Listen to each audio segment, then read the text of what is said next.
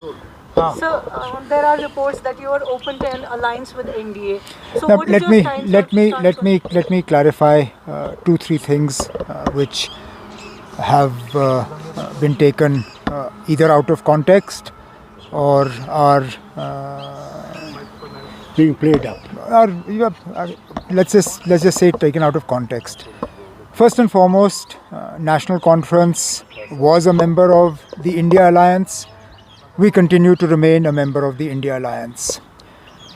On the question of seat sharing, we have been very clear for the last few months that in the 6 seats of erstwhile Jammu and Kashmir, Ladakh, 3 seats in the valley, including Rajouri Punch, Jammu and Udhampur. 3 seats are already with India Alliance, the ones that National Conference won in the previous parliament election.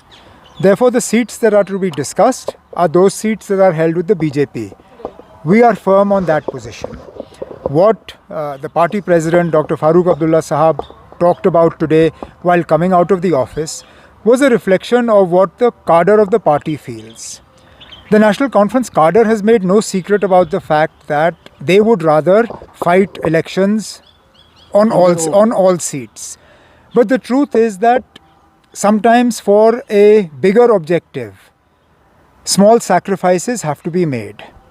If the bigger objective is to win seats back from the BJP, Jammu, Udhampur and Ladakh, then if it is necessary for the National Conference to enter into seat sharing understanding with the Congress, our doors are open.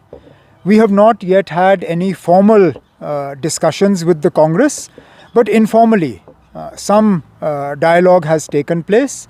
There is scope for further discussion, but I would like to make very clear that our commitment to the India Alliance remains, even though founding members of the alliance unfortunately have over the last few weeks left. We are not amongst those who are leaving. We will continue our discussions with the Congress and we hope to arrive at some seat sharing understanding on that. As far as the NDA is concerned, we are not the sort of party that has our feet in multiple boats. Once we make friends, we stick to those friends. I am not sure how the journalist who is putting out this story arrived at the conclusion that our doors are open for the NDA, because they are not. I would like to make it categorically clear that no door, no window, not even a crack is open for the NDA.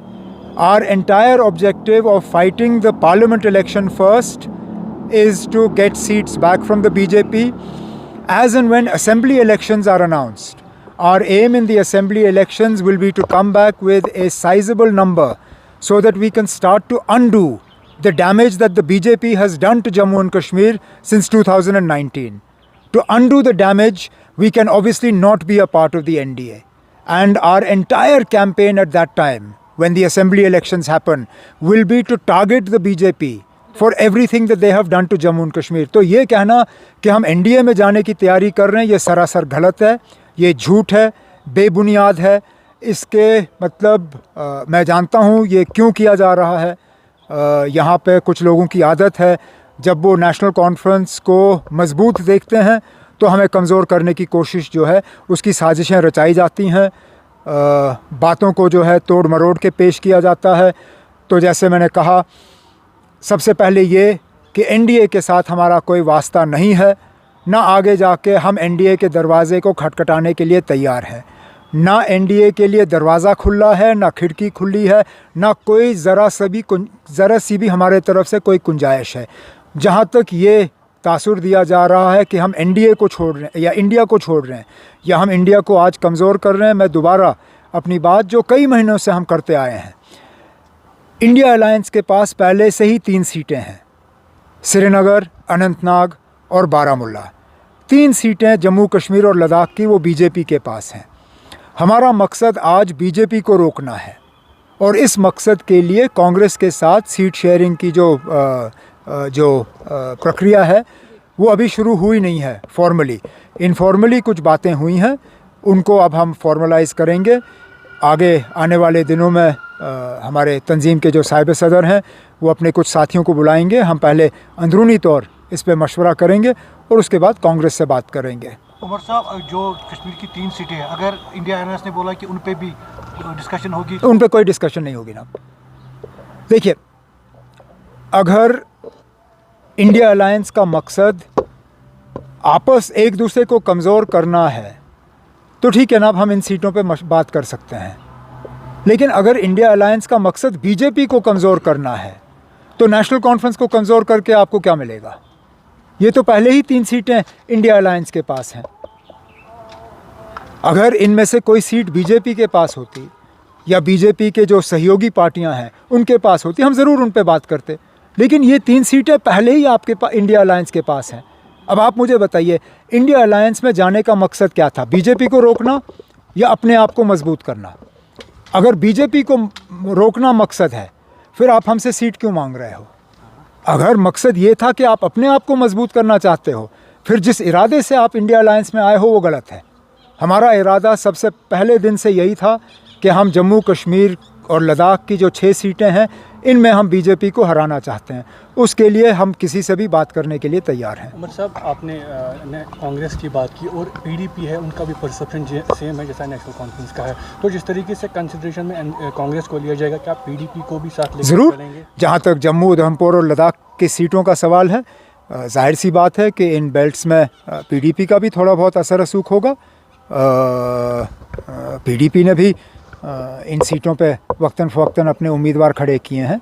तो जहाँ तक जम्मू, उधमपुर और लद्दाख की seat है, मुमकिन है seat sharing जब कांग्रेस और हमारी बातचीत ख़त्म होगी तो जिनको वो सीट दी जाएगी डायलॉग के बाद, उनको पीडीपी से भी बात करनी चाहिए इसके बारे में। क्या आप पीडीपी के साथ बात करेंगे इसके हवाले से? किस हवाले से? सीट शेयरिंग के हवाले ना, बड़ी पार्टी इसमें कांग्रेस है, हम अभी कांग्रेस से बात कर रहे हैं।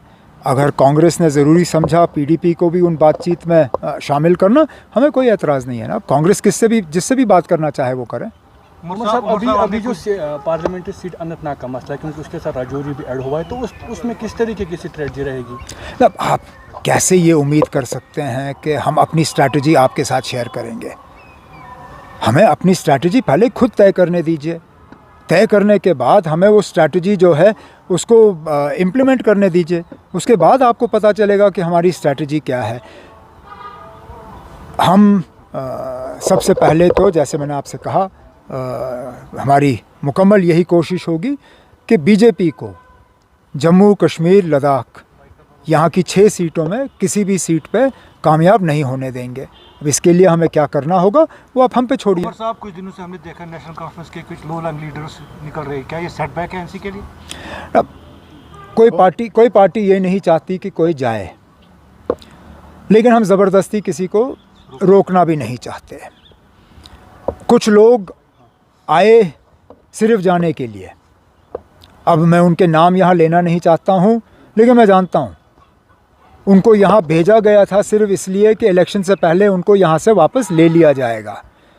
और ऐसे 1-2 लोग जो हैं पिछले दिनों में यहाँ से चले गए। ठीक है ना, अब सियासत में अच्छी बात नहीं है, लेकिन आया राम गया राम का सिलसिला ये कोई नई बात नहीं है। ये पहले भी हुआ है, आज भी हो रहा है, आगे भी होता रहेगा। मुझे कोई ऐसी सियासी पार्टी दिखाइए जिसमें लोग आने जाने का काम नहीं करते, होता रहता है। पीएम विजिट को कैसे देखते सर? मुल्क का हिस्सा हैं, वो मुल्क के वज़ीर आज़म हैं, बड़ी अच्छी बात है, आ रहे हैं। हम भी सुनना चाहेंगे कि 2019 के बाद जम्मू कश्मीर को कहाँ फ़ायदा पहुँचा है, कौन से नए प्रोजेक्ट आए हैं, क्योंकि अभी तक तो हमें प्रोजेक्ट कहीं नज़र नहीं आ रहे हैं। और सबसे ज़्यादा जो मैं समझता हूँ जम्मू कश्मीर के लोग वज़ीर आज़म साहब से सुनना चाहेंगे वो ये कि असेंबली इलेक्शन कब होंगे। वज़ीर आज़म साहब ने खुद 1 नेशन 1 इलेक्शन का जो सिलसिला है उसको एक पर्सनल उसको एक चैलेंज बनाया है। और सुनने में आया है कि वज़ीर आज़म साहब खुद चाहते हैं कि मुल्क में एक 1 नेशन 1 इलेक्शन हो। अगर वाकई मोदी साहब 1 नेशन 1 इलेक्शन चाहते हैं तो शुरुआत जम्मू कश्मीर से करें। हमें अब 10 साल हो गए असेंबली इलेक्शन देखे हुए, कितना और इंतज़ार कराना है वज़ीर आज़म साहब ने? वो हम जब वो जम्मू कश्मीर आएंगे ज़रूर उनसे सुनना पसंद करेंगे कि सुप्रीम कोर्ट ने जो सितंबर 30 तारीख का डेडलाइन दिया हुआ है कहाँ तक गवर्नमेंट ऑफ इंडिया जो है उस पर चलने के लिए तैयार है। सर माना जा रहा है कि इलेक्शन से पहले जो है वो ईडी को इस्तेमाल किया जाता है जो अपोजिशन लीडर्स हैं उन पे, उसको किस तरह देख रहे हैं? अब इलेक्शन से पहले, इलेक्शन के दौरान, इलेक्शन के बाद ये सिलसिला रुका नहीं है, चलता रहता है। बीजेपी की मुखालफत करने की कीमत यही है, और अगर यही कीमत है तो ठीक है ना, बीच बीच में हम वो कीमत जो है वो अदा करते रहेंगे। पहले दिन से हमने कहा है कि जहाँ कहीं एजेंसियों की हमें उनके साथ कोऑपरेट करना होगा, हमें मतलब कोई चीज़ हम छुपाने की कोशिश नहीं कर रहे हैं। जब कभी उन्होंने बुलाया है, गए हैं, फिर बुलाएंगे, फिर जाएंगे, और क्या। BJP is constantly saying कि खा रहे हैं, what do you have to say about that? तो लद्दाख की सीट छोड़ गए। मैं उनकी जगह होता तो मैं 6 की 6 पे बात करता। अब शायद लद्दाख पे जो हालात हैं, लद्दाख पे उन्होंने हाथ ऊपर कर लिए हैं। लेकिन अब मैं नहीं जानता हूँ कि कौन से हरबे इस्तेमाल होंगे, लेकिन इतना मैं ज़रूर जानता हूँ कि जो जम्मू कश्मीर के साथ उन्होंने 2019 के बाद सलूक किया है, जिस तरह लोग आज परेशान हैं, वादी की 3 सीटें जिसमें रजौरी पुंछ भी शामिल है, वो तो छोड़िए, आज तो बिना मोदी और मंदिर का इस्तेमाल किए हुए वो तो जम्मू और उधमपुर का भी सीट नहीं जीत सकते। वहाँ तो जम्मू और उधमपुर सीट जीतने के लिए उनको वो 3 M's इस्तेमाल करने पड़ेंगे, मोदी, मंदिर और मनी। इन 3 चीज़ों के अलावा जम्मू कश्मीर में कोई भी सीट जीतने की पोजीशन में बीजेपी है नहीं। और सीधी सी बात है, अगर वाकई जम्मू कश्मीर की 5 सीटों पे बीजेपी जीत सकती थी, असेंबली इलेक्शन क्यों नहीं कराए? उनके कहने और करने में तो सीधा यही तो फ़र्क रहता है, और उनकी बातों को झूठ इसी तरह साबित किया जाता है। अगर वो जीत सकते थे, उन्होंने अभी तक असेंबली इलेक्शन कराए होते। देखिए, अब बीजेपी जहाँ नहीं जीत सकती वहाँ या तो इलेक्शन नहीं कराते या चोरी करते हैं। अब बम्बई के म्यूनसिपैलिटी को वो जीत नहीं सकते, 3 साल से वहाँ इलेक्शन नहीं हुए। चंडीगढ़ के म्यूनसिपैलिटी को वो जीत नहीं पाए, वहाँ खुल्लम खुल्ला लूट हुआ, और सुप्रीम कोर्ट ऑफ इंडिया ने कहा कि यहाँ डेमोक्रेसी हैज़ बिन लूटेड। तो जम्मू कश्मीर में अगर वो जीत सकते थे, वो इलेक्शन करा देते। अब शर्म की बात है कि जम्मू कश्मीर के इलेक्शन का ऐलान सुप्रीम कोर्ट ने किया, वो इसलिए क्योंकि बीजेपी वाले जो हैं वो लोगों का सामना नहीं करना चाहते। उमर साहब, अल्ताफ बुखारी ने बोला है PAGD और इंडिया अलायंस खाली कश्मीरियों को धोखा देने के लिए आज बोला शिकन में। जिस दिन बुखारी साहब लोगों के सामने खुले अल्फाजों में ये कहे कि उन्होंने अपनी पार्टी क्यों बनाई, मैं उनकी तमाम बातों को तस्लीम करने के लिए तैयार रहूँगा। वो सबसे पहले तो अगली बार जब शुपयाँ जाएं, वो लोगों को ये बताएं कि उनकी क्या मजबूरी थी कि उन्होंने PDP छोड़ के अपनी पार्टी कायम की। जिस दिन वो ये बताएंगे, मैं उनके बाकी तमाम चीज़ों का जवाब दे दूँगा। Thank you. ओके, चलिए।